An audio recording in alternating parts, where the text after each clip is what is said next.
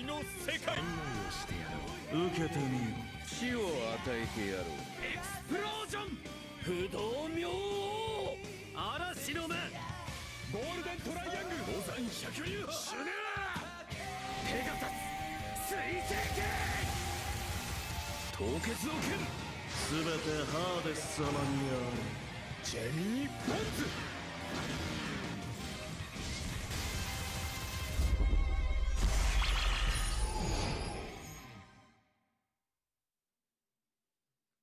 What's going on, everybody? My name is Powerbang. Welcome to the show. It's the first anniversary of Saint Seiya Awakening Knights of the Zodiac. I hope you're excited to be here. A huge thank you to Yuzu Games for having me to host this broadcast. We're celebrating our first anniversary today. So many new things have come to the game.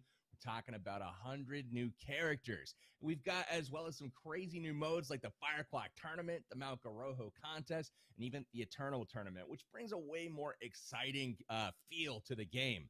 We also have in the near future a game that we're thrilled to be launching, Saint Seiya, The Next Dimension.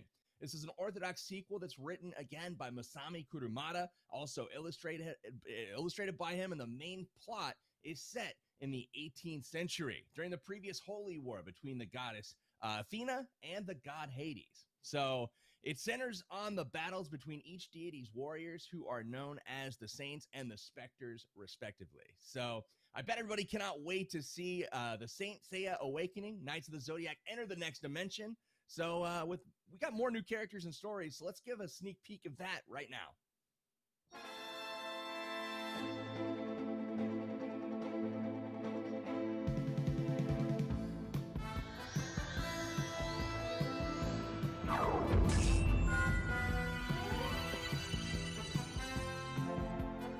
こんにちは、車田プロダクションの森下と申します。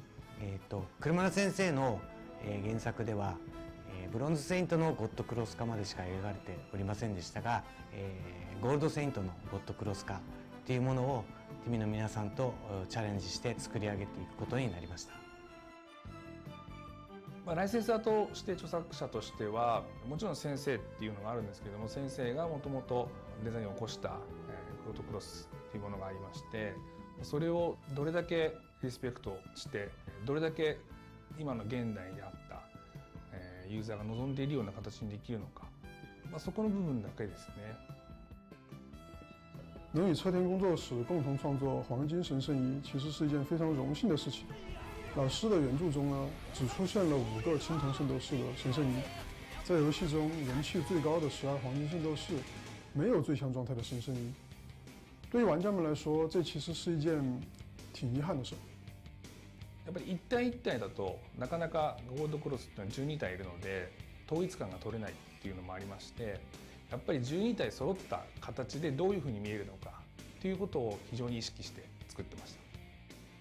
あとは 3D で表現をされるものなので、どうしても監視の時には 2D で、イラストで来るんですけれども、360度回った時に、背中の部分はどうなるのかとか、そういったことも考えながら一緒に監修をしておりました。从一张原画到一个角色，不仅是完善和丰满它的外形，重要的是要赋予它灵魂，让它鲜活。我们在后续细化调整的阶段，主要考虑到神圣衣设计中不仅要照顾到美术本身，还要考虑其合理性。在提高声音覆盖以及夸张的声音外形之后，人物的动作以及技能还能正常的释放。究極手形流星剣。やっぱり歴史のある作品でして、先生が30年以上前に作り上げてきたセイントセイヤっていうもののクロスっていうのは非常にそこのファンを裏切らないような形ということは、先生のデザインをリスペクトしているということだと思いますので、そこに関してだけはいくら斬新なデザインをいただいても、こちらとしてやっぱり先生のデザインっていうものをリスペクトした形のものっていうことを意識してました。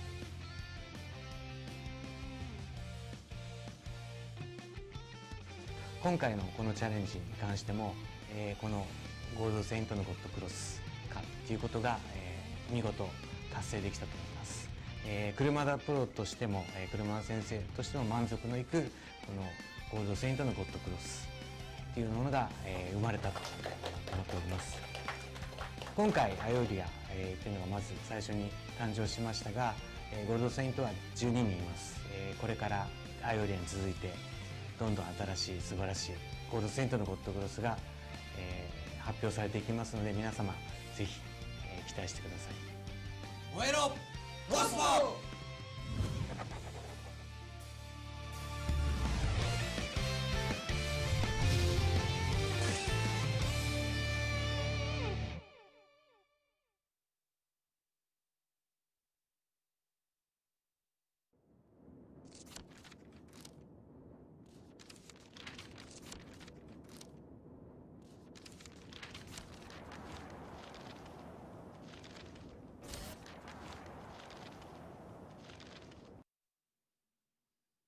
Wow, I'm super excited to see what they're going to come out with next. That looked absolutely crazy. The brand new stories and characters waiting to be explored. I'm sure you guys are going to have an awesome time.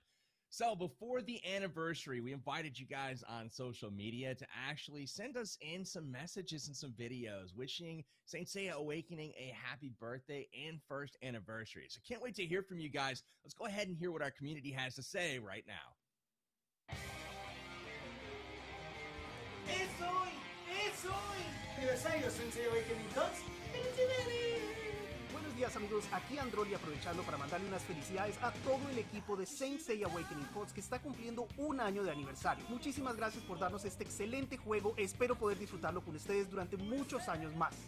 Hey guys, my name is Orlando, I'm from Brazil. Happy birthday GTA K for the first anniversary of Sensei.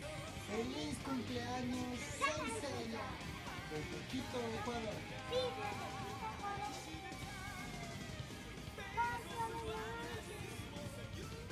Fala galera, eu me chamo Júnior e estou aqui para parabenizar todos nós pelo primeiro aniversário do Sensei Awakening em versão global, esse jogo maravilhoso, esse jogo incrível que me proporciona experiências sensacionais todos os dias. Através desse jogo já conheci pessoas maravilhosas que hoje em dia são meus amigos, que eu vou levar comigo pro resto da vida. E aí, eu sou o Marquinhos do canal Como Jogar e nada me deixa mais feliz do que participar desse grande momento.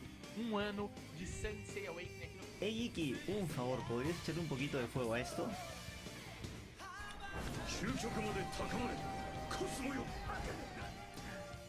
Muchas gracias, Bueno, quería desearle un buen aniversario y un feliz aniversario a Saint Seiya Awakening KOTZ, que ha cumplido un año con nosotros.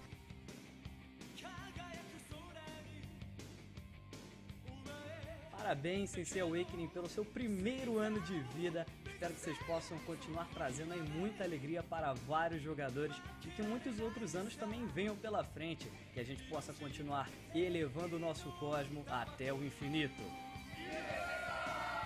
Y no olvides de venir y celebrar junto con nosotros el primer aniversario. Feliz aniversario, Saint Seiya Awakening KOTZ. ¡Feliz aniversario!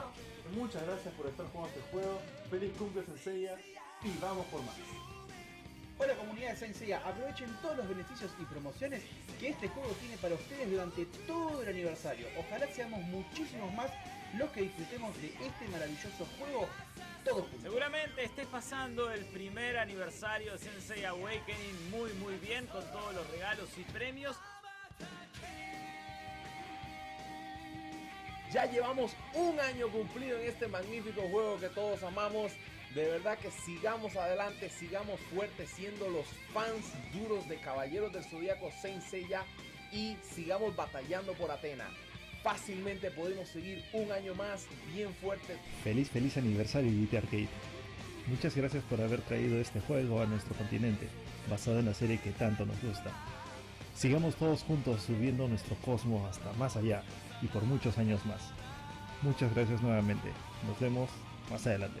¡Feliz aniversario, Sensei Awakening! La verdad que ha sido un año muy bueno. Literalmente en solamente un año este juego ya se ha convertido en el mejor juego de Saint Seiya. So a year has already gone by. We started our adventure the same day. I started streaming the day Saint Seiya launched. And I just wanted to say KOTZ, happy first anniversary. Thank you for giving me such great times. ¡Feliz cumpleaños, Sensei Awakening KOTZ! De parte de... Bolita de ron. ¿Y cuánto de...? Joyeux anniversaire, Saint Seiya Awakening longue vie à ce jeu et qu'Athéna vous protège encore pendant de nombreuses années.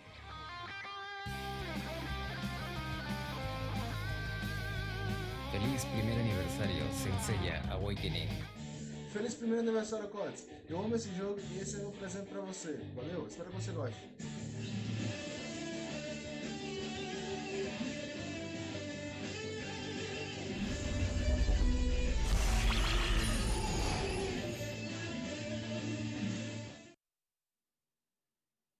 Lots of Feliz Cumpleaños and happy birthdays to go around. We even had some folks shredding on the guitar. Are you kidding me? So excited to share this anniversary and these memories and love with you guys. So thank you for all of your submissions. We're going to have a great time at this anniversary party today. So we've got loads of prizes to give out today. I don't know if y'all know, but prizes are always something people look for, and we got a bunch of that to come today, so make sure you stay tuned. We've got exclusive in-game gifts. We've got a $100 Google Play and Apple iTunes gift cards, so that's on the way. So just make sure you follow the instructions at the pop-out window and send a message in the chat wherever you're at to participate. Winners will be chosen at random, and no matter where you're at, whatever platform or whatever chat you're looking at, everyone has an equal chance to win.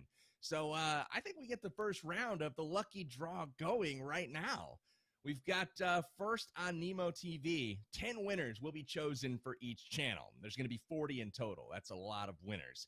For this round, let's all wish the game a happy anniversary. So when the draw starts, just type happy anniversary, SSA, in the chat, and that's all you got to do to participate. You've got 1 minute, so be quick. All lucky winners will receive a prompt containing the CDK gift code for the exclusive in-game gifts. Now over on YouTube, 10 CDK gifts will be sent out in each channel's live chat, so go grab them right now.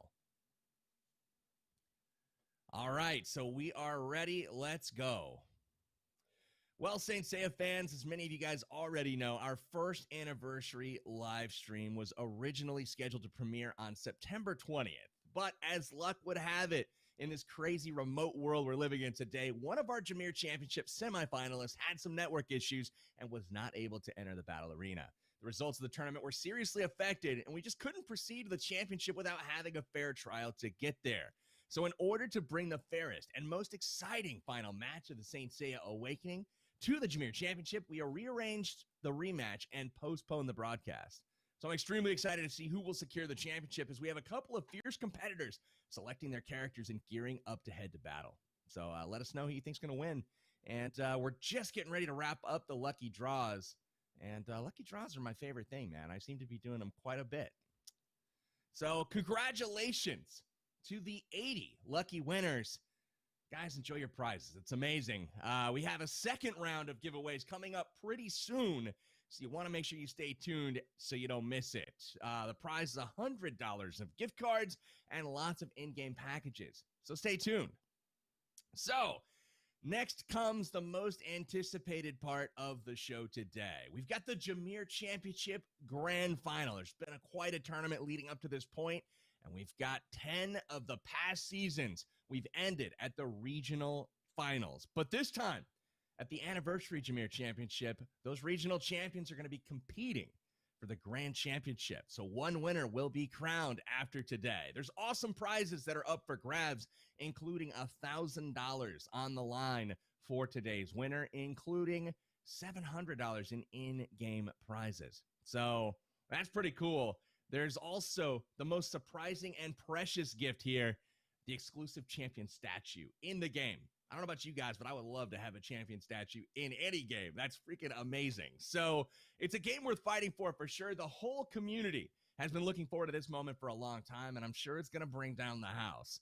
If you guys know who these two candidates are, make some noise, drop their names in the chat, and let's get ready. But first, we've got to introduce 8 official commentators for this event. They're going to be joining us to witness the excellent battle they were voted for by the players in the previous recruitment campaign. First, from the English channel, we've got Androli and Manano. Next, for French, Sabu-sama and Tacker Gaming. For Portuguese, we've got Sonic Rocks and Junior. And then for Spanish, Just Lux09 and Larry Landia. All of these guys are awesome, and they're not only loyal players of the game, They're also good content creators. So make sure you guys go look them up and drop a subscription for them. I'm sure they would love to have you in their community. Thanks for your guys' support as always. So let's go ahead and hand this footage over to our commentators, and we'll join them for the following battles. So get ready, and let's head on over. Good afternoon, ladies and gentlemen. Welcome to this first ever Saint Seiya Awakening Knights of the Zodiac Intercontinental Jameer Championship Final. And I dare you to say that fast. My name is Androli, you can call me Andy though, and it's an honor for me to be one of your hosts for this English broadcast. I'm joined today by my partner, the great Manano. Fwa! Manano right here, and I'm so excited for this final of Europe versus America. It's definitely going to be an amazing match. And of course, I would like to remind everybody and thank everybody for all of the effort that has gone into this event. Thank you very much for the Saint Seiya Awakening team that has gone through a lot of effort and a lot of technicalities to get us this grand final of today of America versus Europe. All right. We have seen some very differences between the players here, but we're about to spectate a very interesting match. And I'm very honored, myself and my partner Androli, thank all of the community for selecting us to participate and be your commentators for today. Absolutely. It's been a crazy week, starting with last Saturday. There's been so much going on this week that I'm glad we're finally able to be here, finally able to enjoy this final. So, like Manano said, just a huge thank you to the... Okay. All right, so thank you to the whole community for your support, your patience, your understanding with the issues. Also to the Saint Seiya team, we know how hard they've been working this entire last week. And remember, there's a huge time difference between what we live and what they live. So it's been a tremendous effort. I do want to thank them for all of everything they've done to make sure that we have the best final possible. Obviously, the 4 fighters as well. These guys had to change schedules, switch flights, everything in order to bring you this final. And I can't thank them enough. I'm so excited. I'm having a hard time getting my words out of my mouth because my brain can't process them fast enough. So, like Manano mentioned, this is the final between Europe and America. And let's talk a little bit about the fighters. Why don't you go ahead and tell us a little bit about the European fighter, Manano? Yes, so for the European side, we have Pipodur, who's a very experienced player. He has been in Jameer many times. And from the side of Pipodur, we have a very interesting choice of lineups. So one of his very famous lineups, which is a very strong lineup, is the heavy control lineup of the Frost team. So Pipodur is a big fan of the Frost team. He seems to enjoy himself quite a bit using Hyoga, Camus, and once in a while also Black Cygnus. So it's a very strong team. It's a very heavy control team, and it's the type of team that can definitely put a big stop to many other strategies that the opponent has. So on the side of Pipodur, that's one of his a little bit more signature teams from the side of Pipodur. Now, also on Pipodur, we also see something that we rarely see on the America side. Pipodur likes to use Divine Shun with Class A Shun. So that's essentially a double Shun lineup that Pipodur has enjoyed before, and he has used it before on other Hamir matchups.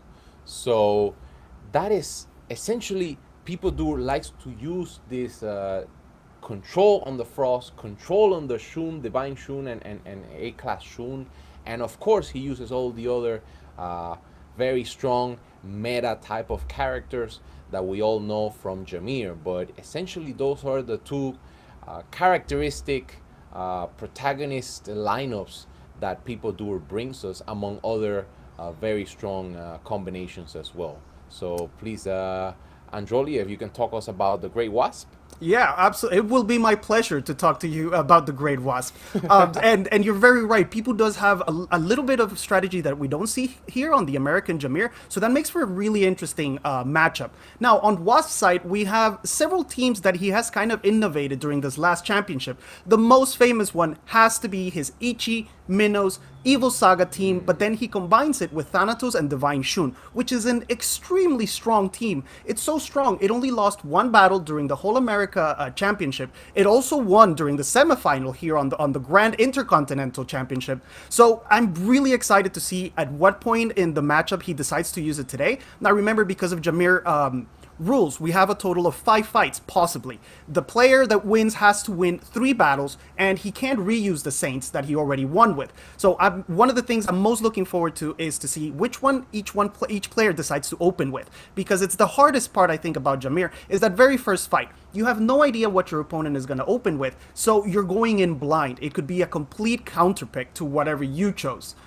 So that's a very interesting team. On people also, I remember he used a Cannon Mew, I believe, or some weird combination like that we haven't really seen on this side. And by Cannon, I mean Sea Dragon Cannon, not the new Gemini one. So that's also very interesting. Now, I'm hearing we might be able to see a little bit of the semifinal. I think they might play us a video of the semifinal just so we can get an idea of what happened during that round. But Manano, tell me, if you had to predict, first, tell me, how many rounds do you think we're going to see? And I'm not going to ask you for the winner because that's a little bit unfair. But do you think it will be a sweep, or do you think we're going to go 4 rounds, 5 rounds? If you had to predict, what would you say? I think we are looking at least 4. At least 4. If I were to guess, I would say 5, but I would say at the very least 4. I think that in this situation, People Doer has an experience advantage. But at the same time, we see that Wasp, even though he started the game in only late March, we see a player that is so committed that even though Wasp lacks that Hamir experience that People Doer definitely has proven over and over on the European server, still Wasp comes in so strong, so passionate, so dedicated that makes me believe that at the very least we're gonna see 4 matches. At the very least, I will say 5. So my answer, Androli, and to all of the audience here with us, is 5 matches. But I will say, I mean, we cannot guarantee anything, but I will say definitely 4 matches guarantee. I mean, it has to be. It has to be. This is the grand final. This is nothing less than amazing. Yeah, and I agree with you. I am hoping that we see a long fight, even though I would obviously like to see Wasp win. I do actually hope that this goes to 5 rounds. We get the most that we can out of this event. I want to cast 5 fights and not 3. So I agree with you. I think we're going to see at least 4. And if we see 5 and it comes down to the wire in that final round, then I think everybody's going to get the most excitement that they can out of this event. And one thing we forgot to mention a little while ago is that for this super final, we have a very interesting thing that happened. Because of the way that the tournament was set up, we had the best 2 from Europe and the best 2 from America matching up. The champions from each region would have to fight the runner-ups, the second place from the opposing region, right? So the European champion, which was D-Genome, had to fight Wasp, who was the runner-up in America, and the American champion, who was Andy, had to fight Pipudor, which was the runner-up in Europe. And just because this world tends to not make sense most of the time, and the sporting world is like this, you have upsets all the time, you have unexpected things that make for amazing stories, both runner-ups ended up winning their semifinal matchups and proceeding to this grand final. And I think that is an amazing story. It could almost make for like a Hollywood movie, a Rocky type Hollywood movie where the underdogs beat all the odds, won their matches, and made it to the final. That's absolutely unbelievable to me. Did you expect that to happen, Manano? Well, yes, it's definitely a surprise, but in addition to that, which is all great, I think that there's something that was slightly misunderstood or lost in translation, so to speak, and that is that this final is the representation of 4 players going up against each other for determining who's the grand winner in the international Saint Seiya Awakening game, right? So we have today an Americas versus Europe matchup, but essentially this tournament, or at least these last 3 matches, are about 4 players together determining who is the grand champion. So of course, in this situation today, thankfully we have one from the Americans and one from European side, but that technically did not have to be the chance, So that is something that has to be understood by the community, because it's to determine who is the definite champion out of those 4 players. So that is the essence of this matchup here, and thankfully we have one from each side, which is very fun for us. Yeah, I think we came dangerously close to having one region in the finals, and I think that would have taken a lot away from the event. So I'm extremely happy that one player from each region was able to win their semifinal match and make it here. I think it makes for the best entertainment. All of Europe is represented. All of the Americas are represented. I'm not sure how many European servers are. I think there's about 50. But we have players from 120 servers here on the America side that got the representation. And I think we might be ready to start. Let's check it out. Let's get started. Let's see. Oh, yes, yes, sir. Yes, my friend. We are going... Oh, my God. Here we go. I think this great final, my friends, is about to kick off. And you can see from the betting here that it's actually 51-49. It's extremely even. And I'm not even sure how this betting took place. Do you know? Yes, I'm not sure, but well, I mean, good luck for all of the people that place their bets. I know that we received some extra coins, so definitely a very good opportunity for a lot of players. Yeah, I'm not sure how this happened. We ended up with a very even approval rating. So, like Manano mentioned earlier, I'm hoping for a great matchup, a competitive matchup, where both of these players bring out their absolute best. Now, they've had a few days to work on their Cosmos setup, on their lineups. I'm wondering what kind of, if any of these 2 players is going to surprise us with something today. A unit that maybe they didn't use during the semifinals, or a unit they didn't use during the regional finals. Do you think we'll see anything unexpected, or do you think they're going to play it safe? I think that this is the moment for playing it safe, but not too safe. So on one side, I believe that most likely we're going to see a safer bet when it comes to match 1, especially because both players are kind of hesitant about what kind of lineup the other player is going to bring. But I think that after match 1, we're going to start seeing some very interesting choices. We know from the side of Wasp, as you mentioned, that he likes to play that Minos Evo Saga lineup, and from the side of PeopleDoer, that he likes to play Frost, that he likes to play Double Shun. So we are going to see some interesting matchups on one side versus the other that may play some very strong counters between one player and the other.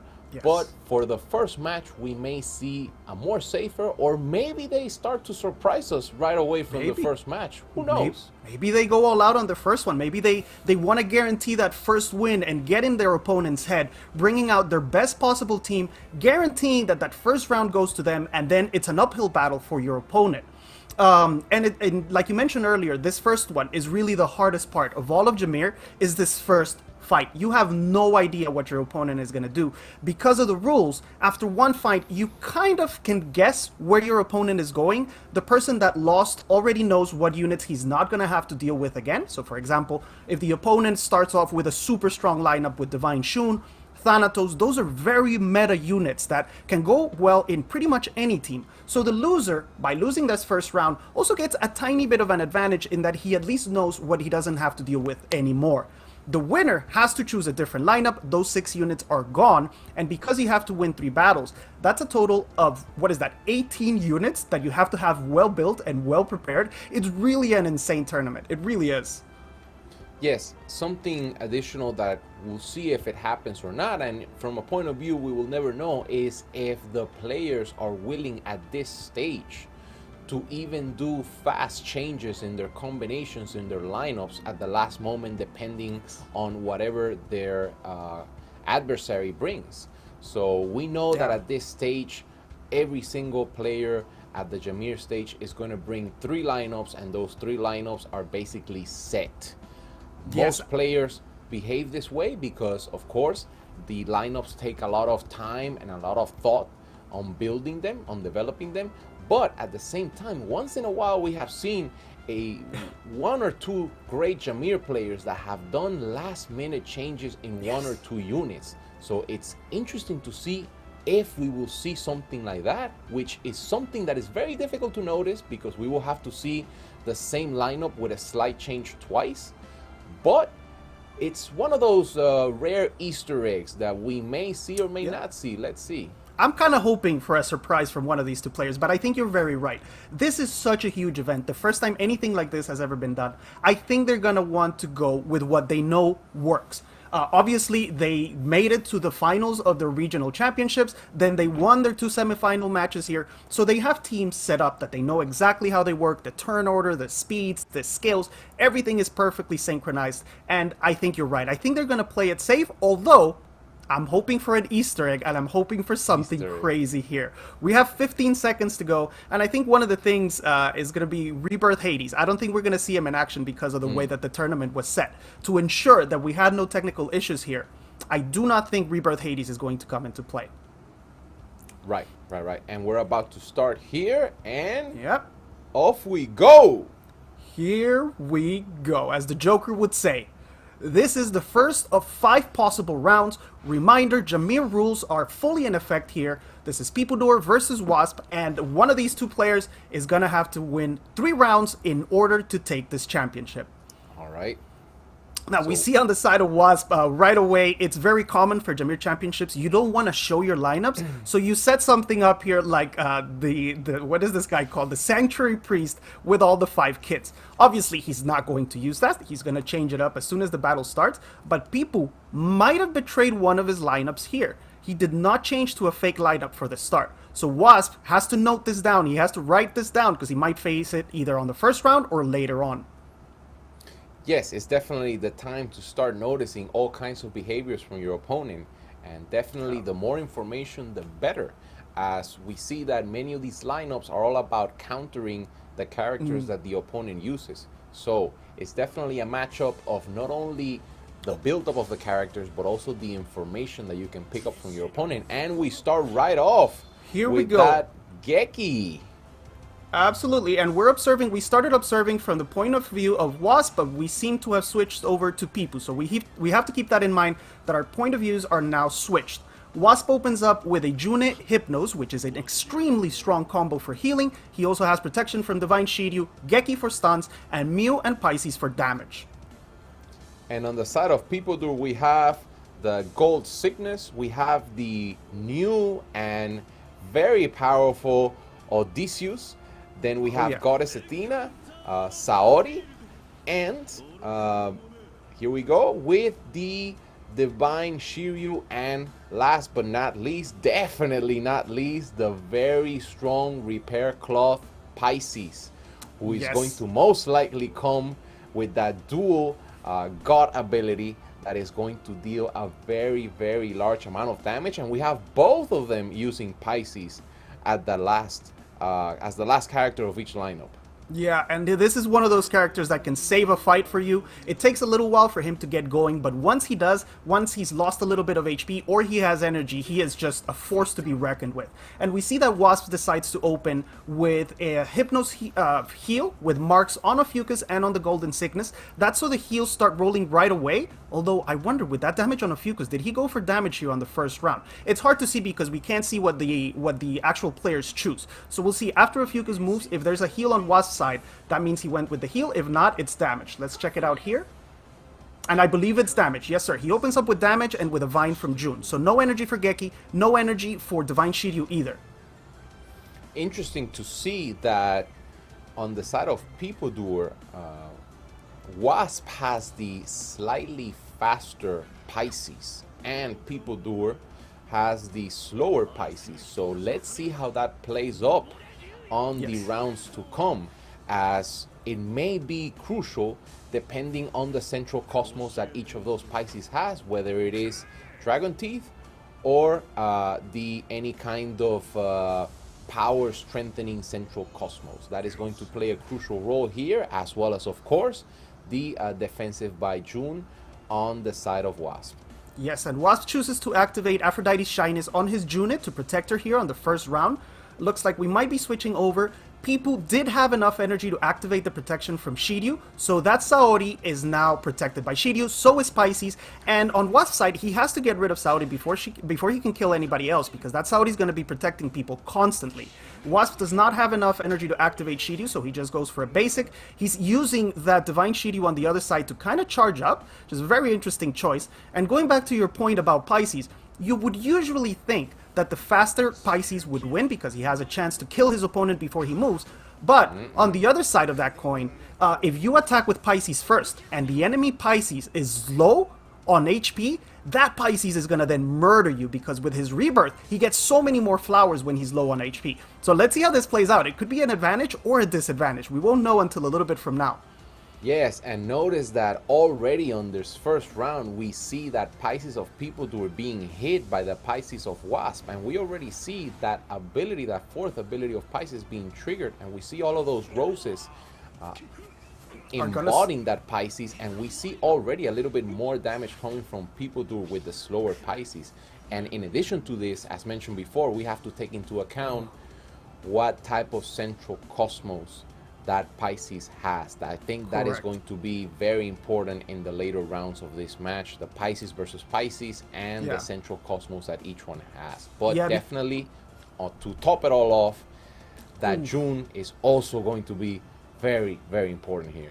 Yes, and look, Hypnos decides, Wasp decides to go with attack again on the Hypnos side. He doesn't need much healing for now, so he figures, let me see if I can get rid of this Golden Cygnus, who is really annoying, and of this Ophiuchus in one shot. In the second round, he decides to place the mark on Divine Shiryu. This is to prevent him from counter-attacking, because those counter-attacks can really hurt. And June is hidden, so she's untouchable for now. Hypnos does not go for heal because he doesn't need it, but in the next round, that Aries, that Pisces on the side of people who activate it, is going to take effect, that Aries effect. And Hypnos is no longer going to be able to choose the skills. Alright, Dragon goes into Nightmare. He cannot counterattack anymore. That Ophiuchus, look how low he is after just one round of Hypnos attacks. He has one secret active. He's going to activate another one here, but there's no way for us to know what happens. There's no way for us to know what he actually activated. Now, logically, you would think that he opens up with a revive, but we won't actually know until it triggers.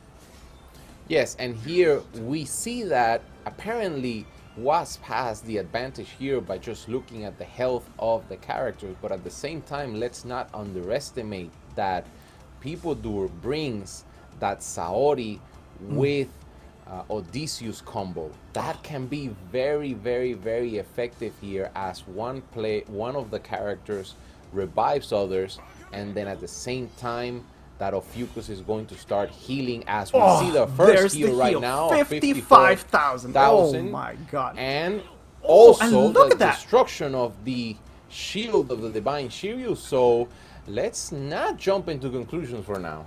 Absolutely not. And now we know exactly what secrets that Ophiuchus activated. He had the heal, which triggered first, and then he had the shield break, which triggered when Shiryu activated his protection skill. Now, remember, that does not prevent him from protecting his allies. What it prevents is the shield that pops up on top of his head. So that extra life, let's say, that he gets by activating the protection, he does not get here, making it a little bit easier to take care of. And now look, I think this Pisces on Wasp's side might be on Chimera, because he's slower now than People's Pisces. Yes, that Pisces is definitely on Chimera, because on the first round he was faster, now he's slower. We see a little bit more damage, and this Hypnos is not going to be able to heal, my friends. Oh, there goes the attack from Pisces, does quite a bit of damage. That Ophiuchus is really close to death. There's the Aries activating on Hypnos' side, and that's actually pretty detrimental to Wasp's strategies here, because you would want to... We see that we're already hit round 3, and we start seeing that Hypnos hitting those basic attacks. So from now on, Hypnos may be rendered useless somehow for the upcoming rounds. Let's remember that Hypnos can still heal for some rounds while the ability is activated, but afterwards that ability is going to go off eventually in the rounds to come as we see the duel taking effect. Yeah, absolutely. I'm very surprised that Wasp did not choose to go with the heal in round 2, because that healing would have been active as long as there were still enemy units in Nightmare. And we do still have the Golden Cygnus is in Nightmare, Shiryu is as well, and Pisces is marked with the default attack that Hypnos had to do because of Aries. Now, there's plenty of energy on Wasp's side now. He can freely go for stuns here. And if he controls this Pisces, He did not get the stun on Pisces. Unbelievable. That's one of the very few times I've ever seen a Geki miss a stun. And that was a little bit crucial for Wasp there to make sure that Pisces cannot keep doing a lot of damage while his Hypnos comes out of this freaking Ares that's not going to let him do anything for now.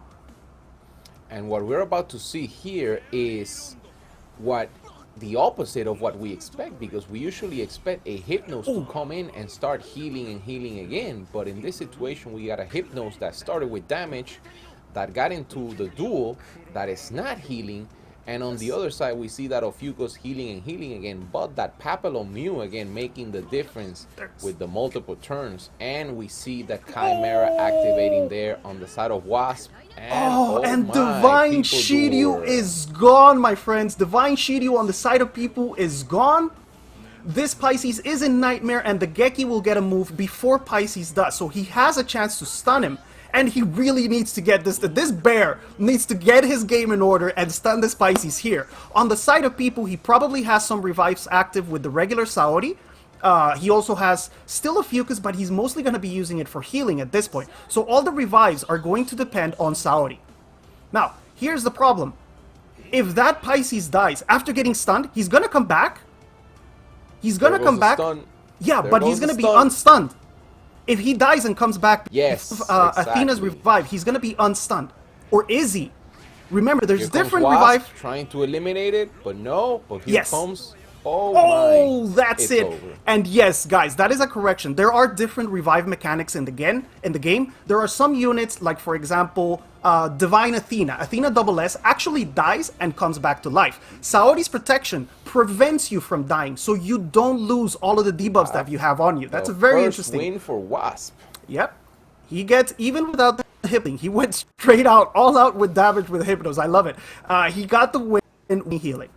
Now, second round, very interesting. Wasp has to use 6 fresh units, and people has to adjust somehow to bring this battle back. Okay, he does not want to go down 2-0. That would put a lot of pressure on that third round. He needs to pull off a win here, even the game out, and give himself a little bit of breathing room. What do you think we're going to see here? That lineup of people that we saw before was a very interesting lineup, but at the same time, it's a lineup that depended heavily on only one attacker, and that was Pisces. Yes, absolutely. We see a very interesting build, a very interesting composition, but nevertheless, still the very old rule, do not place only one attacker in your lineup. Yes, he did have a tiny bit of damage potential with Shiryu counters, although Hypnos countered that completely by disabling the counters from Shiryu, and a little bit of damage from SS Athena. Oh, and here we have an Ichi Hypnos. This is Wasp's famous team. And on the side, no, wait, we haven't changed perspectives. This guy's full. Peopledour is using Hypnos, Minos, Evil Saga now. It's almost the exact same team, but he has Mew instead of Thanatos. Gives the speed advantage, gives the speed boost to Minos, who is going to control. We're about to control. see here Wasp get a taste of his own medicine with his own favorite lineup. Let's see what happens. Yes, and people is obviously going to force Wasp to use energy on a unit that has damage reduction, so it's not going to take almost any damage. And this cannon is going to say goodbye to the tournament in the very first movement. Cannon knockdown. Yes, 100-0 in one shot. That cannon is now gone. Now there's no energy left on People's side, but he doesn't really need much. Divine Shiryu can protect without energy. The only thing he can't do is double turn with Hashun. Now the energy use looks like here on Wasp's side. We see a Wasp with a lot of energy. He's about to activate that Goddess Athena, and he has plenty of energy to activate that Pope. And not only to activate that Pope, but also to give double turns to the Pope on rounds to come in order to keep the Pope active. Yes, but my friend, Wasp has a really big problem here. He has no damage. He has no attackers. He has no active attackers. The only thing on Wasp's side that can do a little bit of damage is Athena SS, maybe some of Yuka's counters. And theoretically, it's possible that this Pope could confuse an enemy unit and force it to attack its own team, but it's a very hard skill to pull off. Yes, it's going to be a very big... Divine Shun gets swallowed up. Difficulty for Wasp to even bring some moderate to decent damage on this lineup. But let's see what happens. Maybe we see that that Pope tricking some of the other characters. Maybe the Pope plays a big trick on Evil Saga to attack the others. Let's see what happens. Maybe. It's looking very unlikely here because remember, Isaga will his default attack on with the confusion, but I think his passives will still trigger towards the enemy that they're supposed to trigger. And we see the Pope doing its job, but he's gonna need a massive hit from this Evil Saga here at the end of the round. Oh, and it's saved. It's actually saved by Saori's revive. The Pope comes back with Saori's revive, but he's really low. One more big hit from pretty much any unit on Peopledor's side, probably Mew, and the Pope will be gone. Unless Saori reactivates the revive. Oh, really uphill battle here for Wasp. I'm not sure. I'm not sure he can even finish anything off with the attackers, with the units that he has left.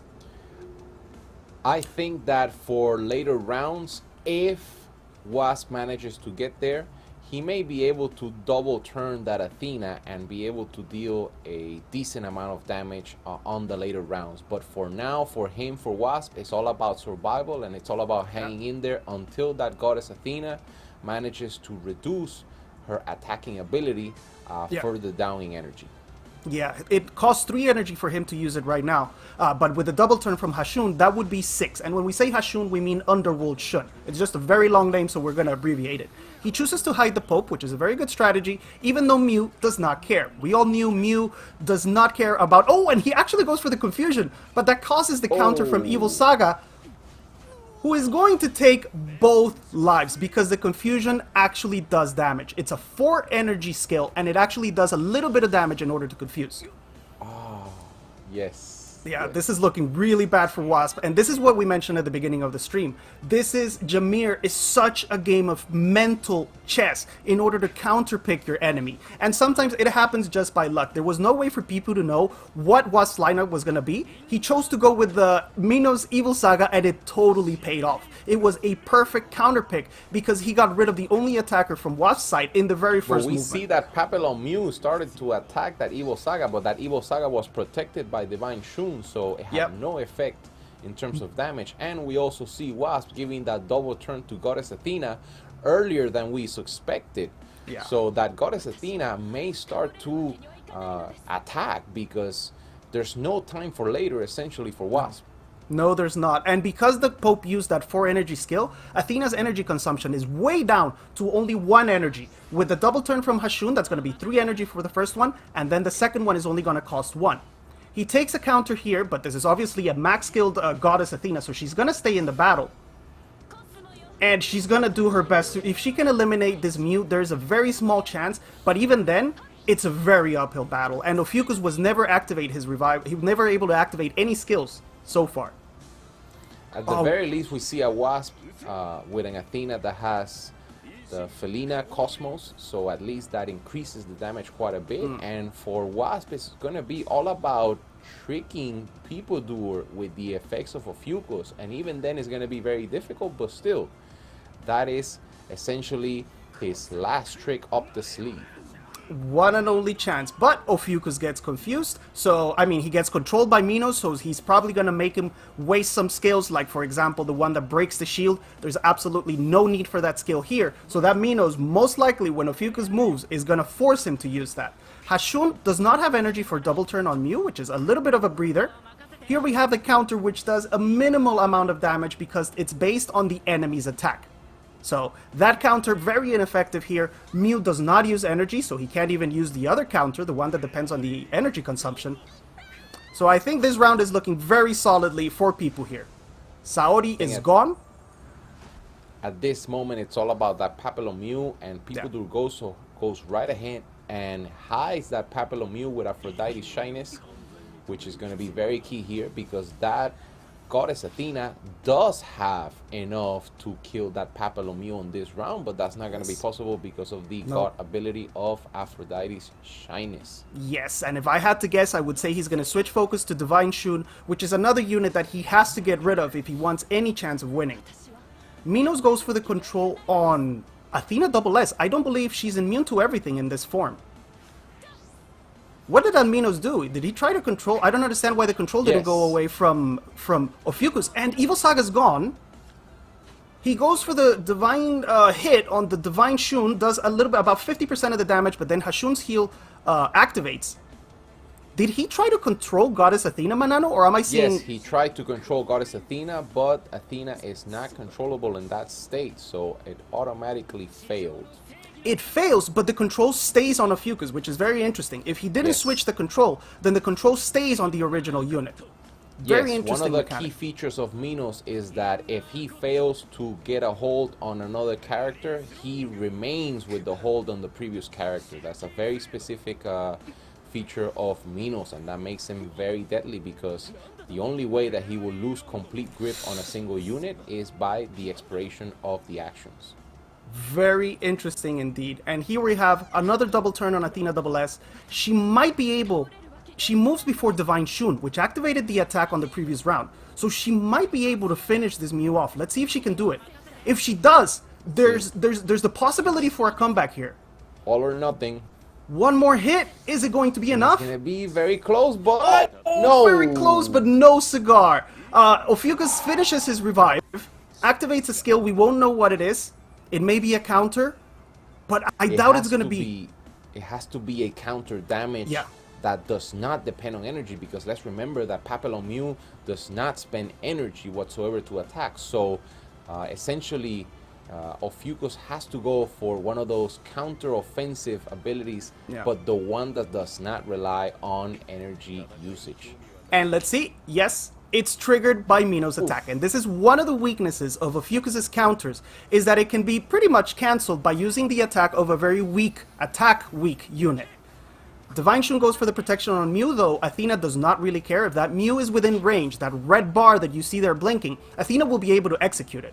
But he's going to recover a lot of HP here with Lifesteal. Possibly putting himself out. I believe that Athena is going to be out for the next round, if I'm not mistaken. Oh, it really does not matter because this Mew is now protected and he's out of the red zone. And Athena, you were right, you counted perfectly. Athena is gone and this is pretty much over. There's no way that Wasps can now kill People Doer's units. This is 1-1. What is interesting to see for the coming games that we're about to see, match 3 and onwards, is how is this going to affect mentally Wasp, that he gets beaten by his own combination, because on previous matches of this Jameer we have seen Wasp repeatedly use that combination of Minos and Evil Saga, and here People Doer is almost doing it on purpose to play psychological games with Wasp. So let's see what happens. The same thing happened in the semifinal against Degen, their European champion. He actually opened up with the Ichi Minos team and beat Wasp, but Wasp was able to pull it back. So we have a 1-1 here. The series is now tied. We go on to game 3, and People now has used that Ichi Minos team, which is really, really strong. He's going to have to choose somebody different here, but Wasp is free to reuse his Pope team with only one attacker. Again, this is a strategy that rarely pays off, but in this last Jameer, we've actually seen it work a couple of times. One attacker pulling out a miraculous win. Let's see what happens here in round 3. Yes, let's see if Wasp goes right away and brings his own Evil Saga Minos lineup, or if he brings it for later. We'll see, we'll see. I mean, I'm very curious about the mental state of the both challengers here, and if there's any kind of feelings going on already after only 2 matches. And it's a huge boost. It's a huge confidence boost for People to be able to get that one win, even out the game, relieves a lot of pressure on him. It's like resetting the whole fight, and now it's the best of 3. Whoever wins 2 matches, right? The only difference is there's some units that can't be used anymore. And here we go. Yes, Wasp decides to go with the exact same team. And why don't you tell us what we have on People's side in this case? So, on the side of People Doer, we start off with that Golden Sickness and that Ophiuchus, and it's essentially the same lineup that we saw for the first game on the side of People Doer, which is Cygnus, Ophiuchus, Goddess Athena, Saori, Divine Shiryu, and the return of that Pisces. And very interestingly, Wasp decides to not use Cannon Strong Attack here on the first round. He goes for the basic, leaving a total of 6 energy plus 2 that Athena can generate. That's a lot of energy. That's 8 energy. Enough for Saori, enough for Ophiuchus, enough for the Pope, and enough for Hashun.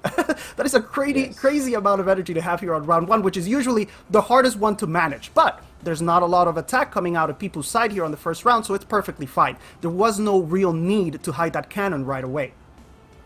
Yes, I completely agree there that on the side of Wasp, he has no need to worry about any kind of strong offensive from the side of PeopleDoer. PeopleDoer is using a one attacker lineup, and not to mention that on the side of Wasp, he's going to be able to get a lot of fast cost reduction on his Athena by activating all of those characters and their energy costs right after Athena. So we're going to see an Athena with a very low offensive cost in much earlier rounds than expected, or definitely earlier, most likely, than PeopleDoer. Absolutely, and look, on PeopleDoer's side, he has enough to activate one of Odysseus' secrets and 3 energy left to activate Shiryu. He does not give the Blessed Victory to anyone. And Wasp was very careful to identify the one weakness of leaving that cannon exposed, which was Ares. Remember, People has a Pisces, he has the Ares protection of the gods, so if that Ares was activated on cannon on round 3, it would be completely useless. So he identifies that, and he uses Aphrodite's shyness on his own cannon. Now we'll see who this Pisces decides to Ares, and it's a very, very fast team on the side of People. Pretty much everybody moves before Wasp's units. Yes, it's very interesting to see a divine Shiryu that goes in front of a Saori and in front of an Ophiuchus, who is a very fast character. Yes, I think he's going to be trusting Saori to protect units from dying, and protecting that Saori with Shiryu, effectively forcing Wasp to kill his units multiple times. There's the Saori revive, there's the Odysseus revive, there's all the protection from Shiryu, and he decides to go with Ares on Saori. Yes, absolutely, to prevent further revives in the future. Here we go with that Pisces starting to dispatch those roses, start putting their marks, and we're about to see here, I expect that Wasp is about to start using that cannon, because again, he cannot delay for too long either. Yeah. And he tried to attack. He had tried to attack the Golden Cygnus, but the cross deviated it. Now, the good thing about Gemini Cannon is that the first attack can be deviated, but the shadow will actually attack your original target. So now we burned the Ophiuchus revive on the side of People. No more revive from Ophiuchus. The Golden Cygnus just used it. And that Cygnus comes back to life because of the revival of Odysseus.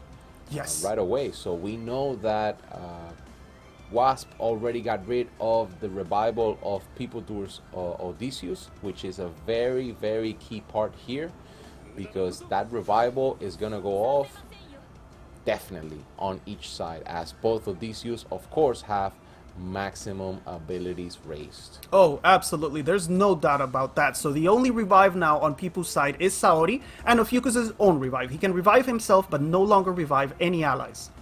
And on Wasp's side, the one revive unit that he had was Saori. No, actually, he has Ophiuchus as well. Saori can activate one more Blessed Victory, and then in round 3, Ares is going to kick in, and she's going to have to use the default attack. So there's so much life to burn through in this fight. And here comes the Pope doing Pope things. He prevents that Saori from doing anything. Shiryu is most likely going to place the dragon mark on someone so that he can start countering. Let's see who he chooses. Come to think about it, this confrontation that we have here on this match is a semi-mirror. I mean, we have 3 units in common and 3 units that are different. It's definitely they're different lineups indeed, but at the same time, when we have half of the team being the same, it's a semi-mirror that we see, and not only on the 3 overlapping characters, but also the fact that Wasp brings that cannon and PeopleDoer brings that Pisces. So we are also seeing not only on the 3 characters, but also on each side bringing only one main attacker. Yep, absolutely. And he decides to leave enough energy for this Hashun to double turn someone, most likely Cannon, to start stacking more determination. The more times Cannon attacks and activates his strong skill, and even the basic, if you have him skilled up, each basic attack gives you 2 determination. So he could be at about 12 or 13 determination by the end of next round. He goes for the double turn. No, he goes on the Pope, so he can use that other dimension again. Here comes Pisces with a lot of energy left, 6 energy left on his side, does a good bit of damage, but there's the healing from Ophiuchus, which activates automatically after an ally is attacked. So we're about to hit here round 3, which is the round where Pisces is going to start with that bonus damage from the duel. And here what we see from the side of Wasp is a very difficult situation. Is he gonna go and try to kill that Pisces? But at the same time, the problem with Pisces is that if you lower his health, then he will come out even stronger on his next action. And at the same time, that may not be a possibility because that Divine Shiryu has that Pisces very well protected, and Wasp did not take care of that shield of Shiryu with his Ophiuchus. So that may play big time here as we see a protected Pisces as long as he goes off with the Pope on the side of Wasp. Yeah, and it really paid off for people in this case to have a really fast team because his Shiryu was able to move before Wasp Ophiuchus. So Ophiuchus never had the chance to activate any skills. If he had had the chance, he would have gone with the shield break, I believe. That would have been the best way to start. Now, he does have 2 secrets active. He has most likely a heal and a revive, if I had to guess. Here comes the Pope. He's going to do 1 basic attack and most likely activate another other dimension. And let's see if it works. This Pope, it's such an entertaining unit, but it can betray you so easily, guys. It's only a 50% activation rate, even on max skills. So it's 50, you're really, when you play with the Pope, you're really leaving it up to chance. There's the Cygnus Cross taking effect again. It forces the Pope to attack Shiryu, but now he has 4 energy. And let's not underestimate the fact that the Pisces of People Doer has put the duel on no other than the Saori of Wasp. So what People Doer is trying to do here is to avoid that Saori from putting multiple revivals on the team of Wasp.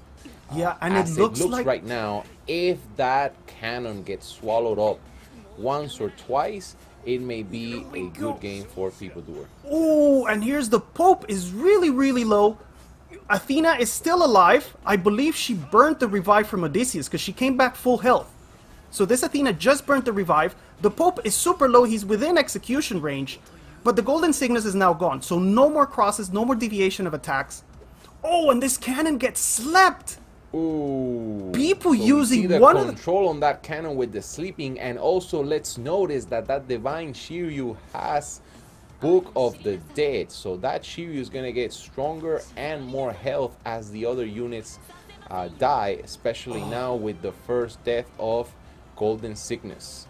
Absolutely. Look, he has 10 stacks and he's still almost at full HP. He's about a 75% HP, but full dragon stacks. Every time he's touched, it's going to hurt. Here goes Athena with a big boom, with a big prafada on that Odysseus. It brings him low, but triggers the healing, and he's back. Wow, the Pope, the Athena on People Door's side has no energy costs. So the Pope is gone, executed, no revive can be triggered. That's it. I think it's a good game for, it's a GG for People Doer, it seems right now, unless Wasp can bring some kind of interesting miracle here. Yeah, absolutely. And there's Ares coming into effect. The Saori has no choice but to just touch that Pisces. She can't activate. She has 1 Blessed Victory active on that Odysseus.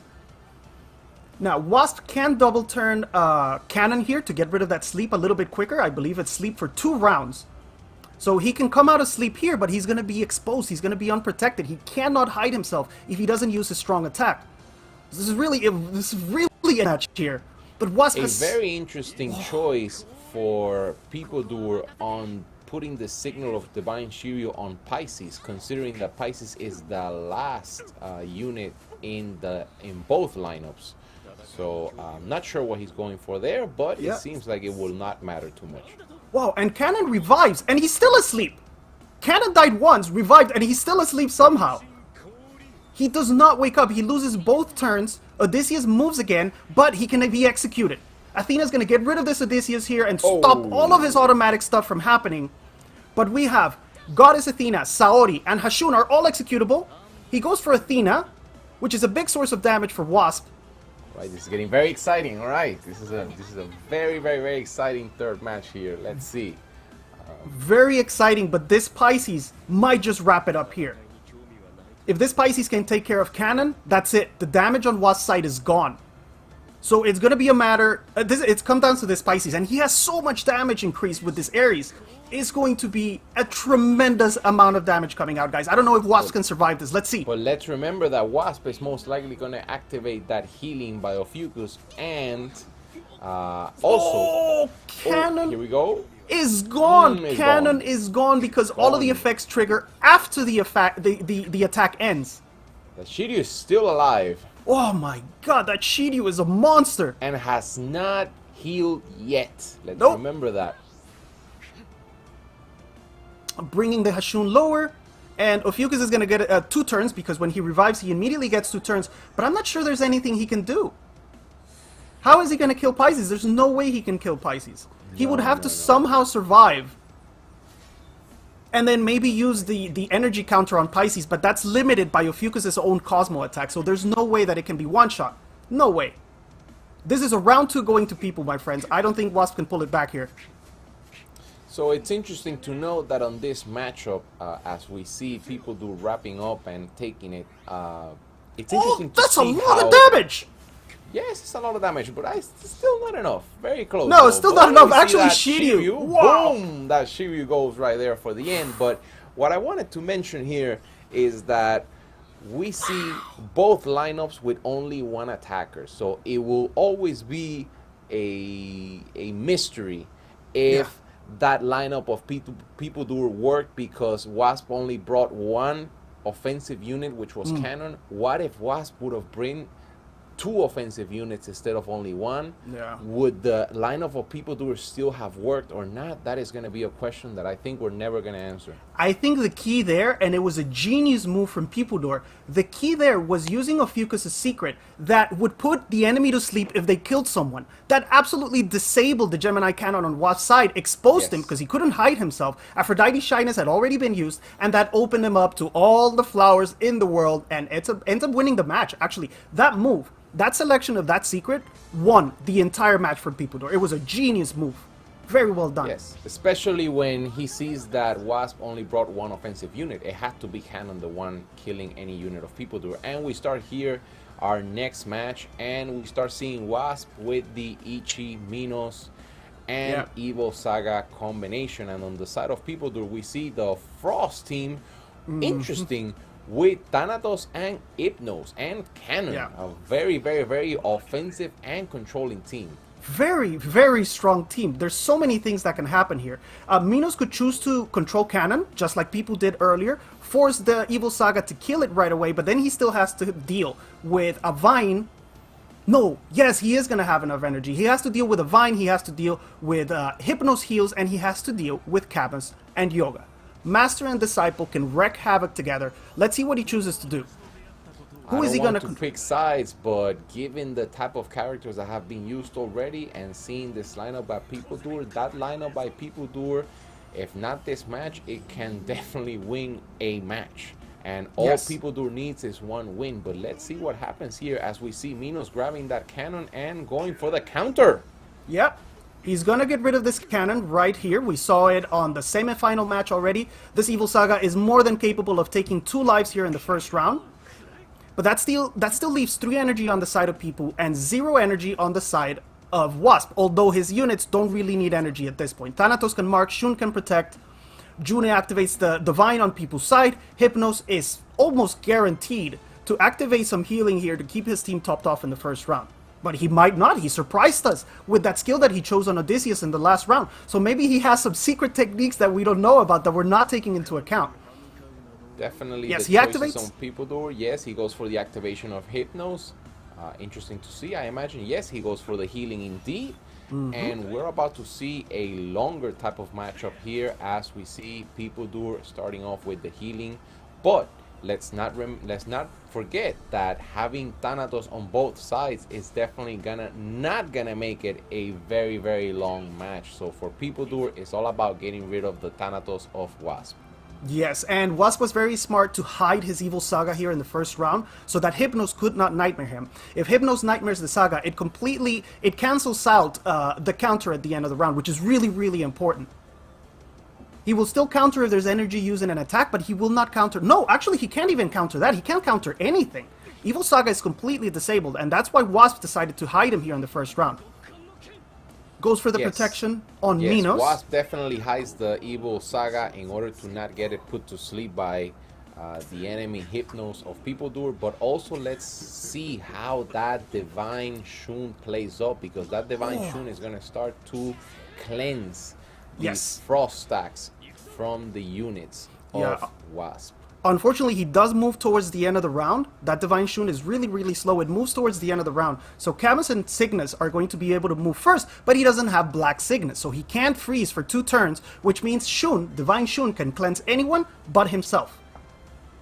Yes, so controlling Divine Shun is definitely the key here. And also, let's not forget that that Divine Shun has the mark of Thanatos. So that Thanatos of People Doer is going to get rid of that Shun. So it's most likely we're going to see a Shun that is going to go down fairly quickly here on this round, most likely, as the second action of Shun is going to take place. But it's going to happen next round because the Divine Shun was faster than Thanatos on People's side. So he bought himself 1 round.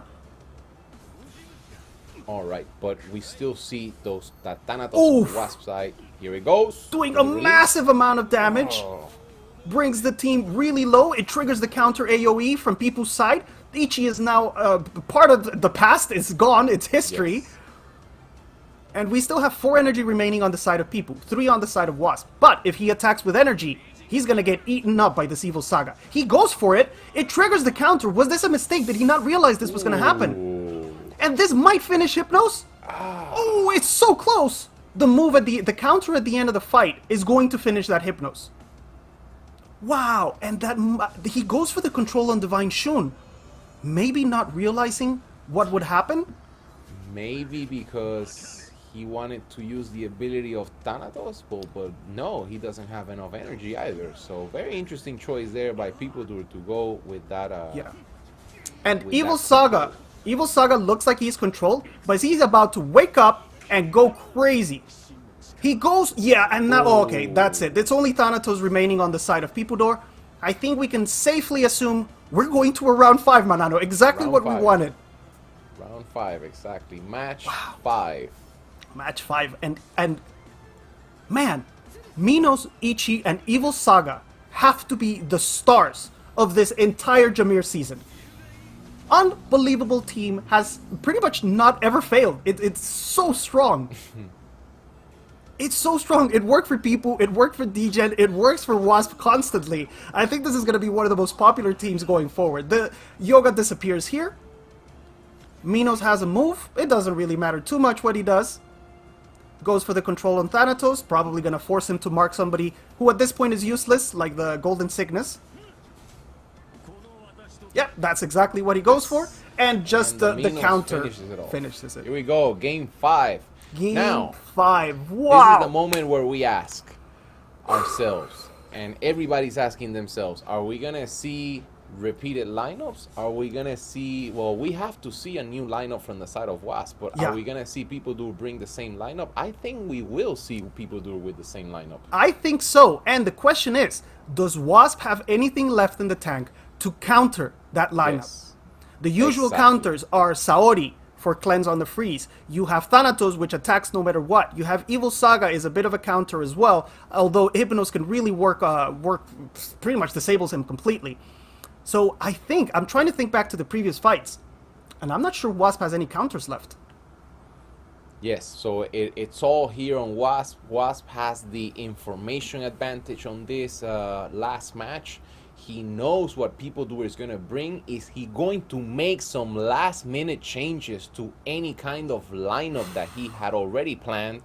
Is the lineup that he already planned good enough for People Doer's lineup? We're about to see here right now. Oh, we see the same type of lineup that we have seen before of Cannon only versus the entire Ice team. Let's see if who controls more, that Pope or those or that Frost team. Yeah, and if the Pope does activate his skill, it will trigger even if he's frozen.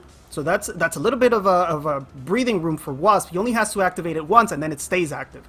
And the Wasp's cannon is faster. He's gonna get the first move here.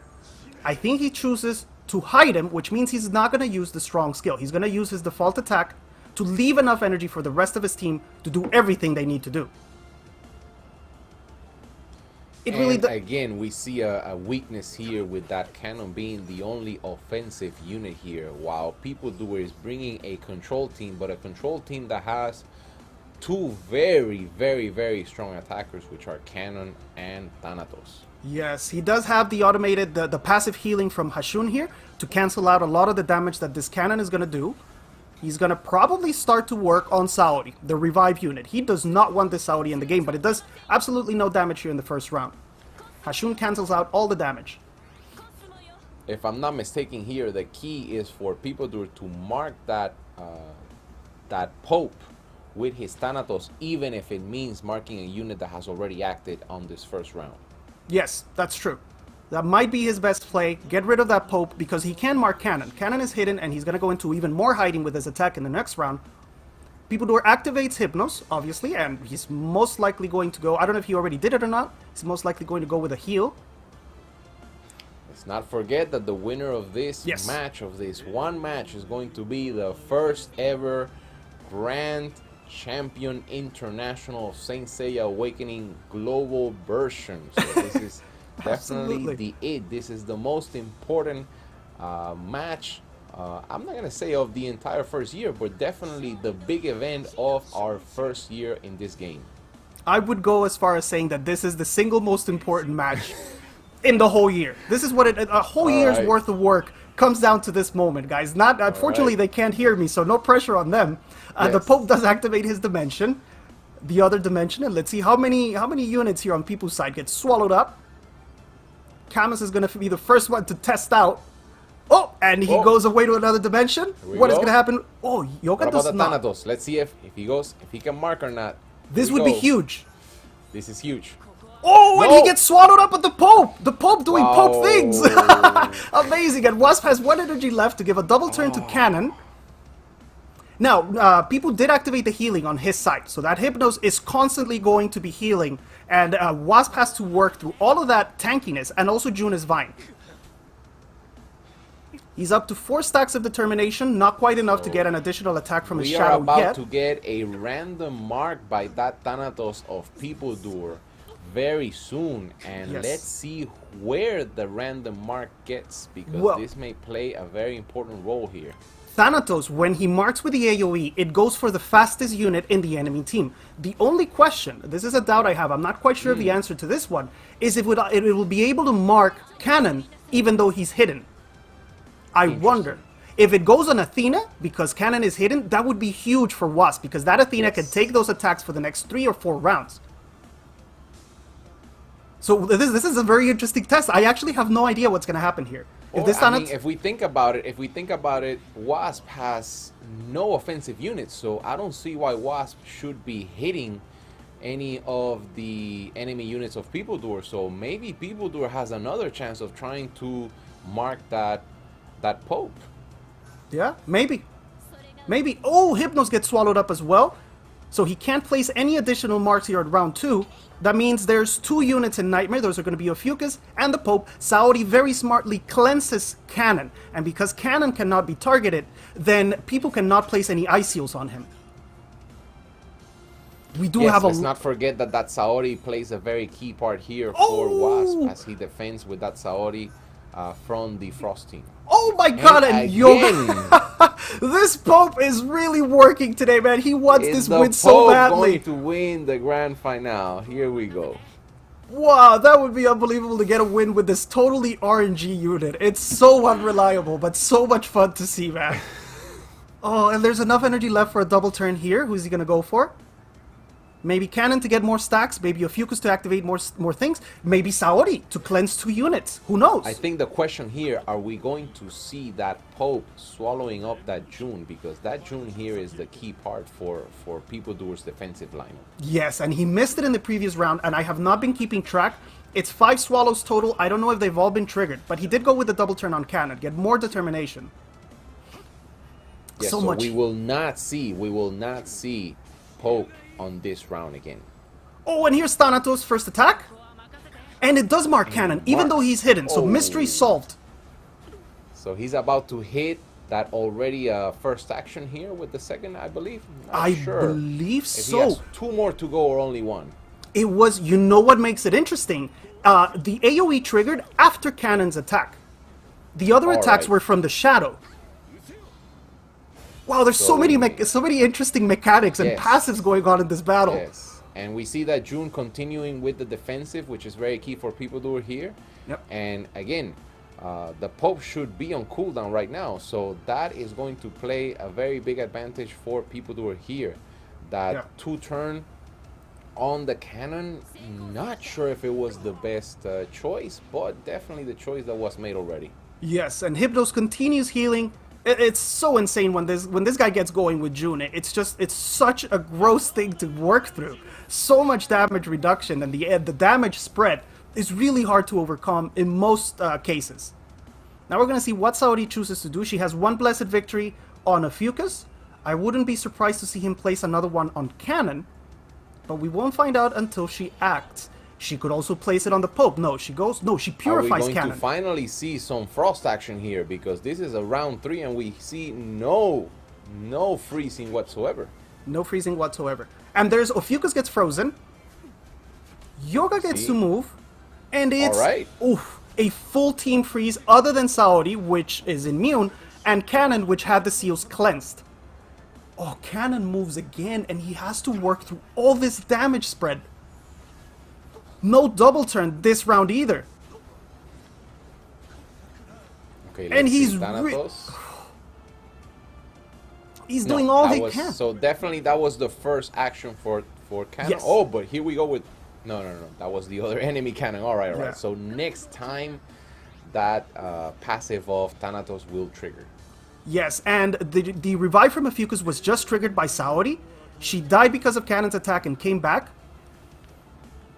So once the Saori revive is gone, she cannot give herself blessed victory. So the next time she dies, she's gone for good. And People's team is still full HP. And we see Wasp putting the revival on that Cannon, which is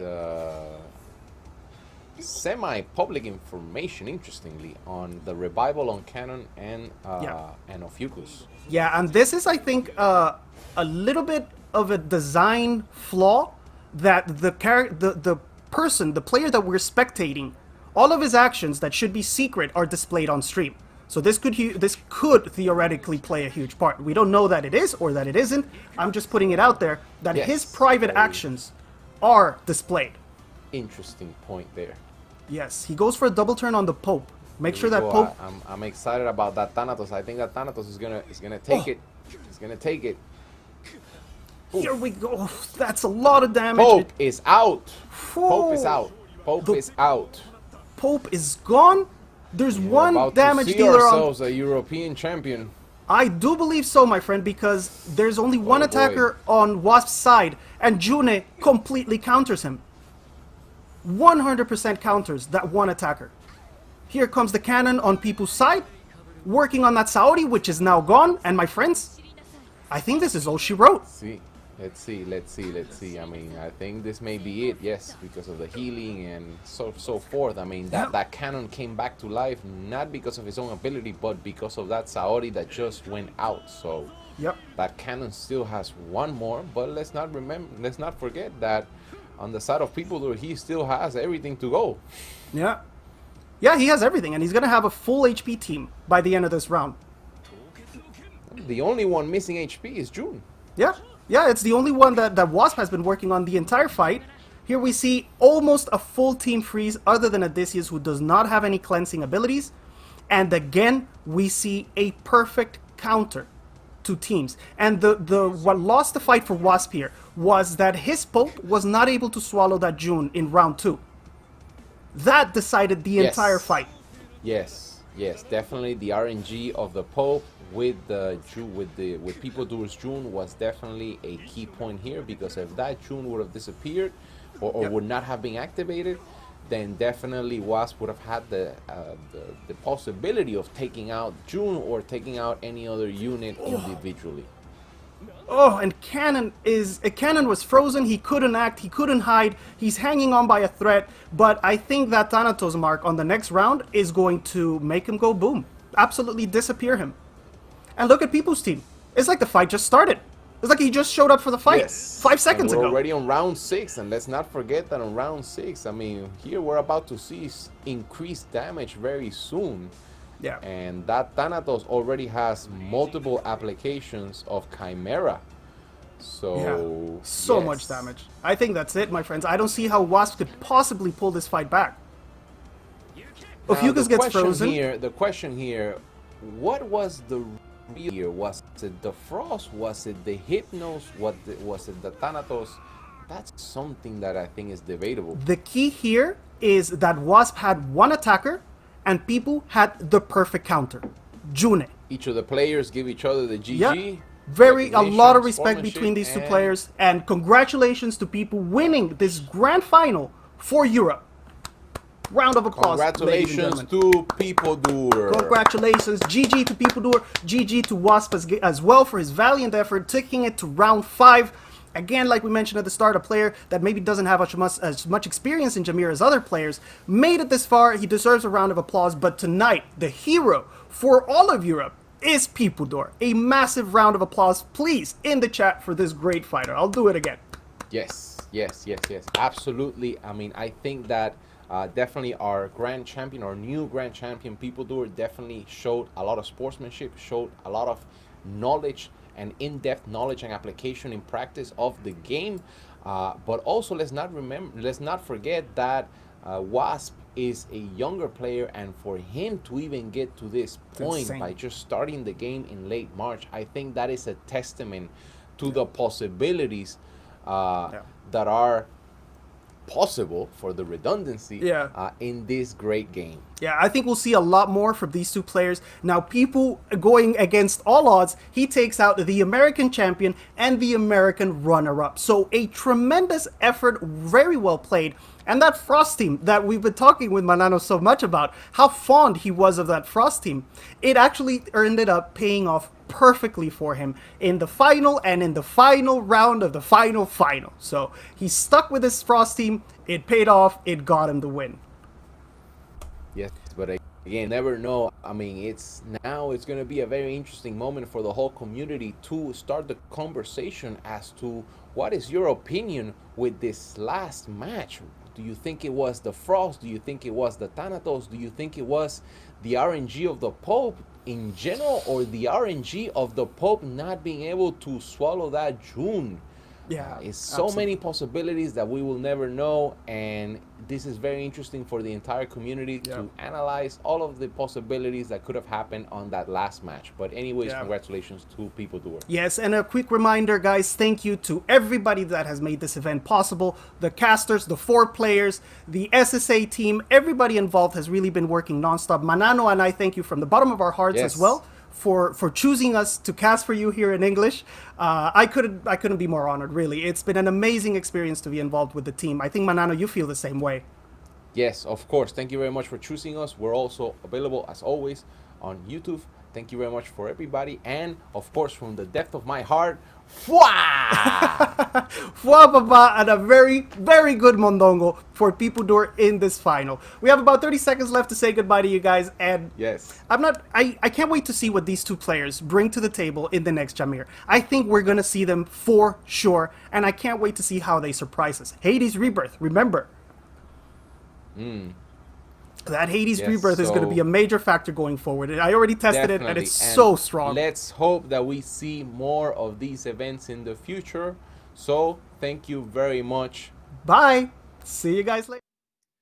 Thank you, guys, and congratulations to People Doer for winning the first Grand Championship. That was an incredible battle through and through. It looked like it was going to be over early, but Wasp Salander came back and made it super close in the end. But People Doer, congratulations. You have taken home the Grand Championship. And also a big shout out to all of our 8 commentators. They did a wonderful job throughout the broadcast. But the Grand Championship is over, but the giveaways, guys, are not. It is time for the last round of prize giving. So we're going to do the lucky draw number 2. And Nemo TV, you guys are going to have 5 winners over there. And the participation message for this time, all you got to do is say, "See you" for our 2nd anniversary in the chat. Same as last time, type this message in the live chat to enter. All lucky winners will receive a prompt containing the redemption information and $100 Google Play App Store gift cards. So that's what you're competing for. And then on YouTube, 10 CDKs will be sent out in each channel's live chat. for a $50 exclusive gift package. So, if you guys are ready for the prize, let's get started. You only get 1 minute. So, while we are waiting for the winners, I'd love to share some interesting information. The development team for Saint Seiya Awakening will be hard at work to optimize the Jameer finals, which may include network connecting, display logic, and even rematch protocol. So that's pretty cool. The Jameer final may return soon, possibly even in November. So make sure you stay tuned for more exciting news about Saint Seiya Awakening, Knights of the Zodiac. We had some amazing action just a bit earlier today between our grand champion finalists. And if you didn't get here on time, well, you missed a heck of a battle. But you're in luck. You can check the video recording of this event later on to watch our champion win the battle and hoist his sack of sweet in-game gifts and $1,000 in cash prizes. Pretty freaking sweet. So our lucky draw is getting pretty close to wrapping up. So let's go ahead and see who walks away. Congrats to 60 lucky winners. And please follow the prompt for the redemption details that are on the screen, so you'll figure out who gets the $100 gift card. Congratulations again to all of our winners. But it's been, guys, my honor and privilege to be here today to host this first ever anniversary for Saint Seiya Awakening, Knights of the Zodiac. I had a wonderful time, and I hope you guys did too. So a big thank you to the Yuzu team for having me here and giving me an opportunity to host the show. It's been an absolute party. So can't wait to see the content that's going to be coming out of this, as well as future updates for Saint Seiya. It's been nice to be here today, and enjoy the rest of your day, guys, and we'll see you next time.